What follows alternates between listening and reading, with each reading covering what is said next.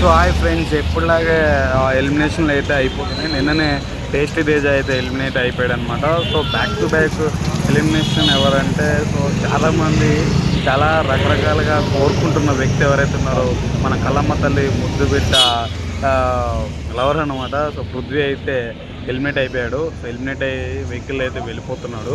So చూస్తారు కదా friends, big boss season అయితే ఎంత హాట్గా ఎంత క్యూరియాసిటీతో రన్ అవుతుందో. So back to back eliminate అయిపోతూ ఉన్నారనమాట. సో చాలామంది ఆలోచించారు ఫస్ట్ థర్డ్ వీక్లోనే వెళ్ళిపోవాల్సిన పృథ్వీ సో ఇప్పుడు దాకా గెంటుకుంటూ వచ్చి ఏం అందరి మనసులు కొల్లగొట్టడంటే not a joke. So Prithvi అయితే ఎలిమినేట్ అయ్యి వెళ్ళిపోతున్నాడు ఫ్రెండ్స్.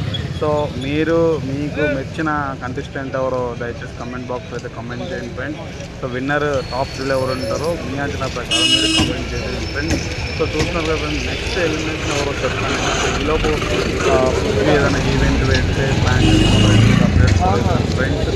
బిగ్ బాస్ సీజన్ 8 ఉల్టానా అష్టదిగ్బంధనం లాగా చేస్తారుగా నాగార్జున గారు. సో ఫ్రెండ్స్ చూస్తున్నారు కదా, నిన్నైతే టెస్ట్ చేసి హెల్మెట్ వెళ్ళిపోయాడు. ఈరోజు అయితే పృథ్వీ హెల్మెట్ వెళ్ళిపోవడం జరుగుతుంది. సో మనమైతే అన్నపూర్ణ దగ్గర అయితే రెడీగా ఉన్నాం అనమాట. సో ఫ్రెండ్స్, సబ్స్క్రైబ్ చేయాలని ఎవరంటే ప్లీజ్ మన ఛానల్ని సబ్స్క్రైబ్ చేయండి, ఏఎస్ టీవీ.